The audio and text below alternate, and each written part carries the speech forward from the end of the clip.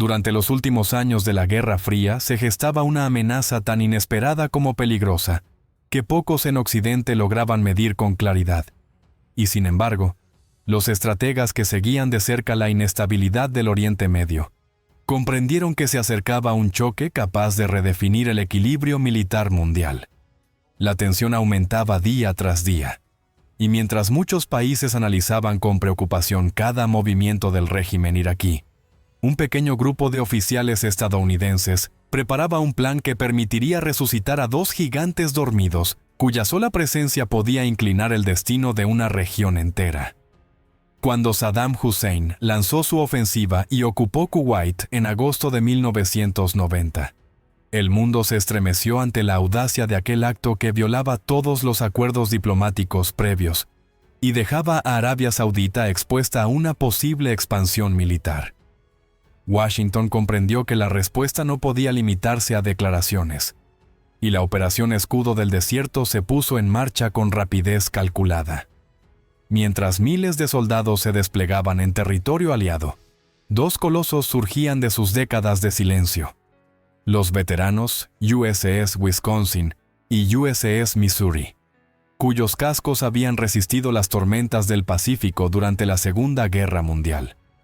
Su regreso no era un simple gesto simbólico, sino una declaración rotunda de que la Armada estadounidense estaba dispuesta a emplear su poderío más contundente. Las modernizaciones realizadas durante los años previos habían transformado a aquellas naves históricas en plataformas híbridas capaces de integrar misiles de crucero Tomahawk, sistemas sofisticados de radar y una renovada estructura defensiva que combinaba la solidez tradicional con la tecnología contemporánea. Para muchos marinos españoles que seguían los acontecimientos desde la distancia, resultaba asombroso ver cómo aquellos gigantes nacidos décadas atrás se convertían en herramientas decisivas de un conflicto moderno dominado por la electrónica y la guerra aérea. Mientras los aliados reforzaban sus posiciones en la región y el Consejo de Seguridad de las Naciones Unidas aprobaba sanciones económicas, surgía la certeza de que si Saddam Hussein no retrocedía, los Estados Unidos recurrirían a toda su fuerza naval. Los informes de inteligencia advertían que las defensas iraquíes estaban preparadas para resistir un asalto prolongado, pero nadie en su ejército esperaba enfrentar el rugido de los enormes cañones de 16 pulgadas que habían estremecido islas enteras décadas antes. La posibilidad de que aquellos monstruos de acero regresaran al combate despertaba interés incluso entre los analistas españoles más experimentados, quienes entendían que pocas armas en la historia moderna habían provocado tanto respeto en enemigos y aliados por igual. Cuando en Washington se aprobó de manera definitiva el plan para reactivar a los veteranos Iowa, muchos estrategas comprendieron que no se trataba únicamente de devolver a la vida dos reliquias históricas, sino de crear una combinación inédita entre tradición bélica y potencia tecnológica contemporánea.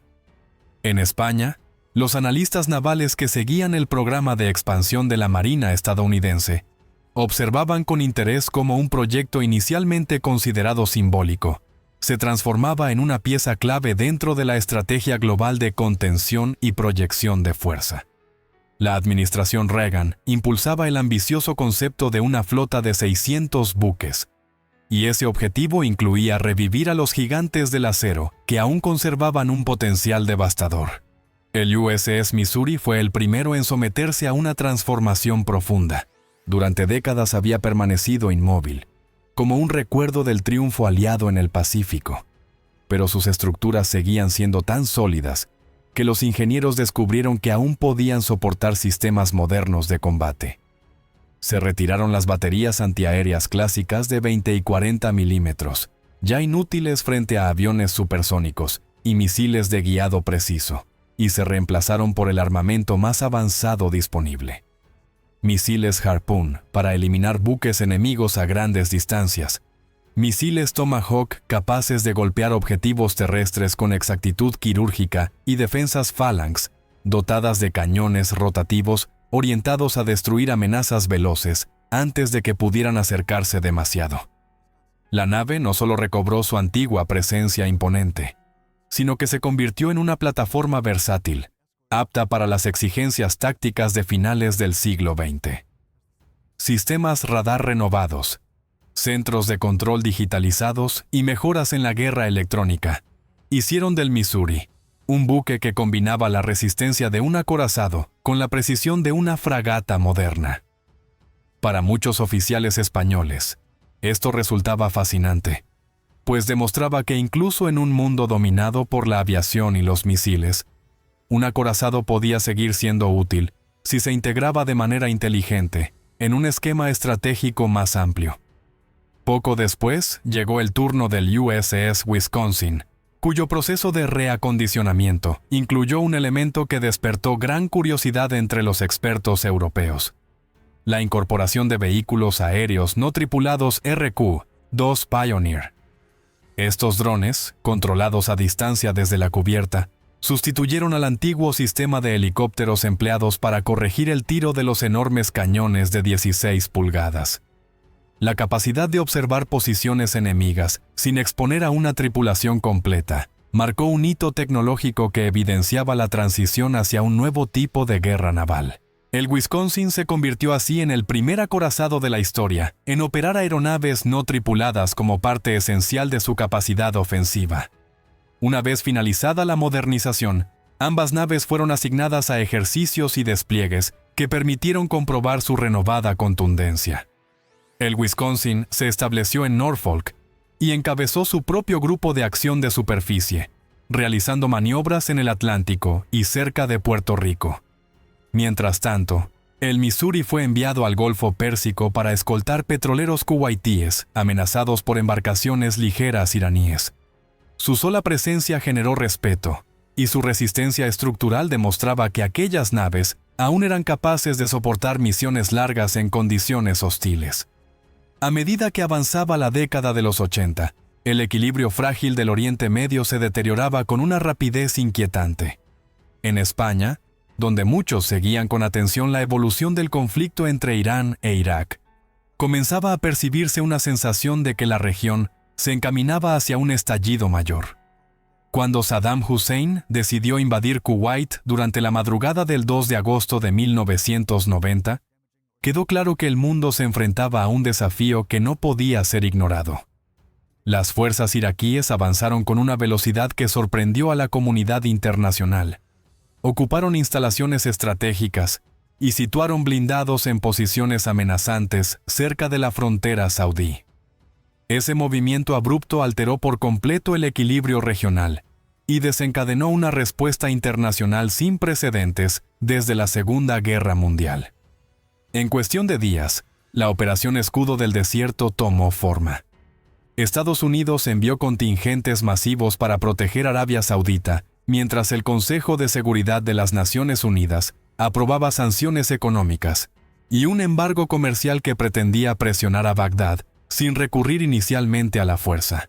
Sin embargo, la realidad geopolítica mostraba que las estrategias diplomáticas tenían un margen limitado cuando el régimen iraquí demostraba poca intención de retirarse.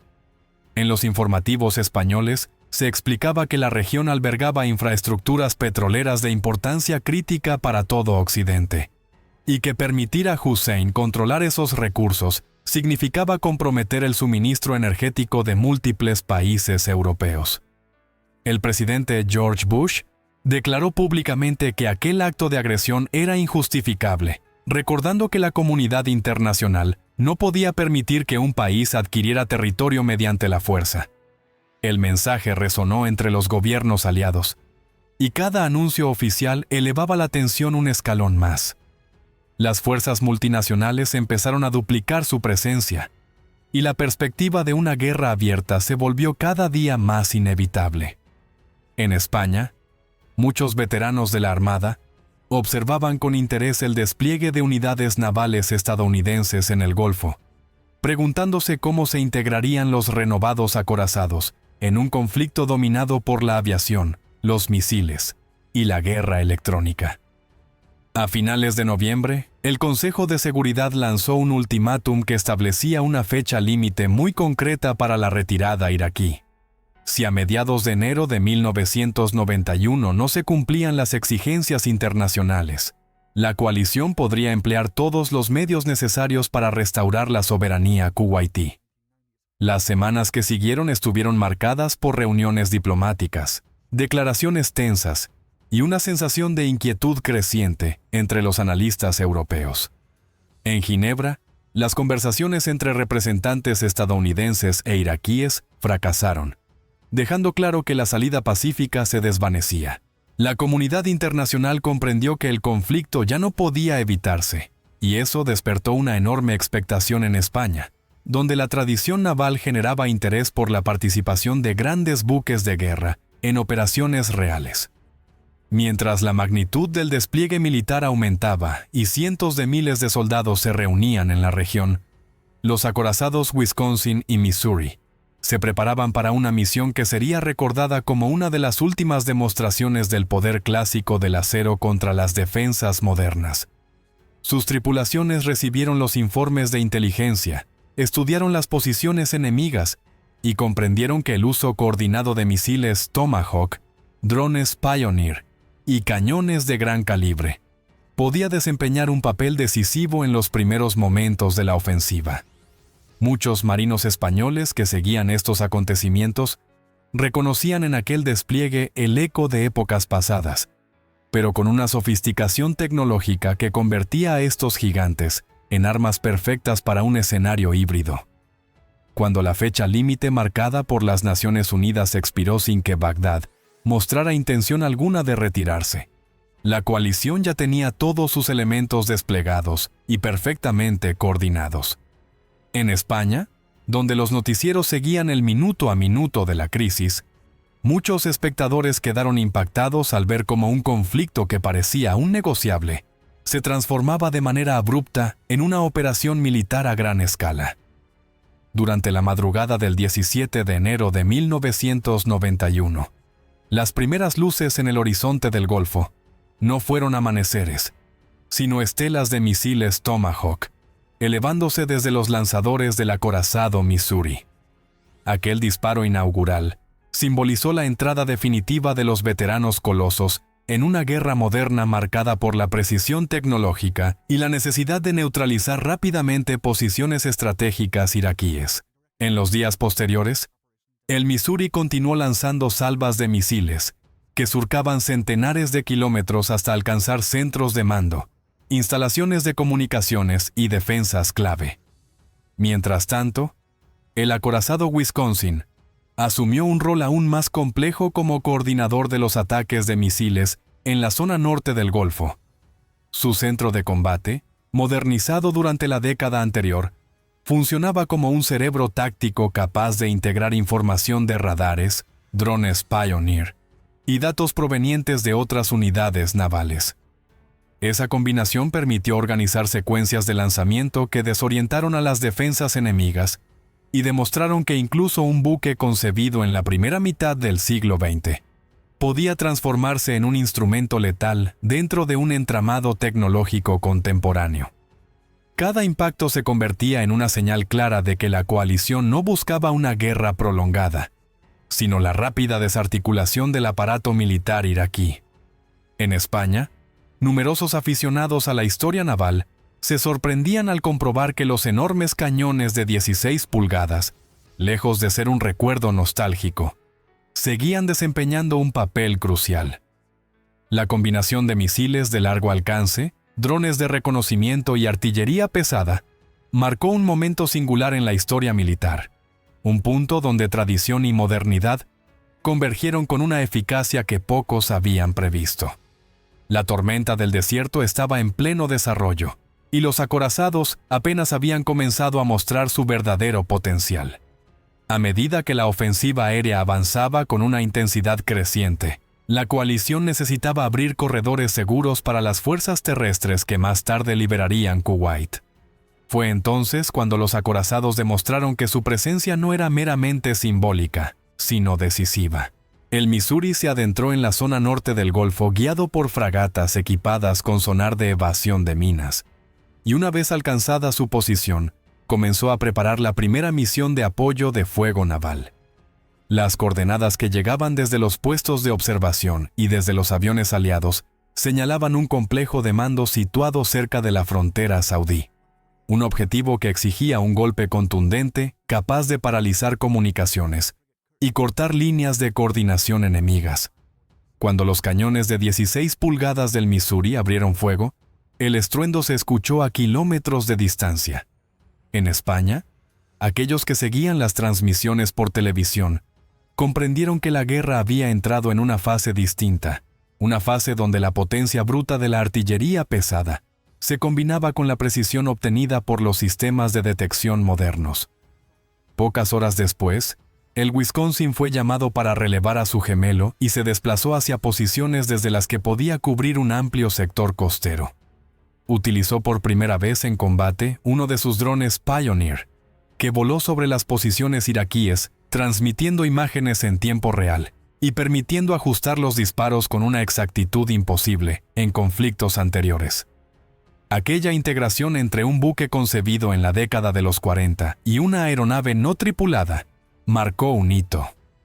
El Wisconsin lanzó una serie de proyectiles que destruyeron baterías de artillería, infraestructuras logísticas y varios emplazamientos de radar. La combinación de misiones consecutivas ejecutadas por los dos acorazados comenzó a desgastar de manera seria las defensas costeras iraquíes.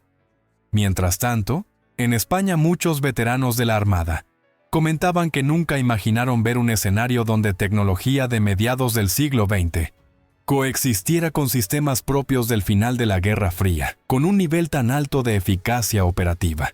La enorme mole del USS Wisconsin avanzaba con decisión mientras sus radares de última generación registraban cada detalle del horizonte. La noche había caído sobre el Pacífico, y aunque el mar estaba en calma, la tensión era palpable entre los oficiales. Desde la torre de control, los vigías informaban que el eco detectado horas antes seguía moviéndose de forma irregular, como si el misterioso buque buscara evitar un encuentro directo. Los operadores calculaban que la distancia se reducía con lentitud, pero cada minuto acercaba a la flota estadounidense a un posible choque inesperado. El capitán ordenó disminuir ligeramente la velocidad para evitar revelar su posición con demasiada claridad, y al mismo tiempo pidió preparar los reflectores y la artillería secundaria. El silencio dentro del puente era casi absoluto, solo interrumpido por el zumbido constante de los instrumentos. Algunos marineros recordaban viejas historias sobre buques perdidos que reaparecían en rutas donde no debían estar, relatos que se contaban en voz baja durante las guardias nocturnas. Aunque todos sabían que la guerra no dejaba espacio para supersticiones, aquella aparición inexplicable despertaba inquietud. Las señales de radio enviadas en varias direcciones no habían recibido ninguna respuesta, ni siquiera un código básico de identificación. Cuando faltaban solo unos pocos kilómetros para el posible contacto, los sensores del Wisconsin registraron una variación súbita en la velocidad del objetivo. Parecía que el buque desconocido había cambiado de rumbo hacia el norte, alejándose deliberadamente como si hubiera detectado la aproximación. El capitán, sin perder la serenidad, ordenó ajustar la dirección y seguir el rastro. Nadie podía permitir que un barco sin identificar navegara libremente en una zona donde operaban convoyes esenciales. En ese momento, algo apareció en el cielo que nadie esperaba. Una señal luminosa, breve y distante, que no coincidía con ningún código reconocido. Finalmente, después de horas de seguimiento cauteloso, la tripulación del Wisconsin logró acercarse lo suficiente para distinguir con claridad la silueta del buque desconocido. No era un navío moderno, tampoco un carguero ordinario. Su casco parecía reconstruido a partir de fragmentos de barcos de épocas pasadas, con líneas que recordaban acorazados antiguos y estructuras elevadas que nunca habían sido utilizadas en construcciones recientes. Los oficiales intercambiaban miradas de asombro y preocupación, mientras los analistas del puente anotaban cada detalle para enviarlo a la sede central.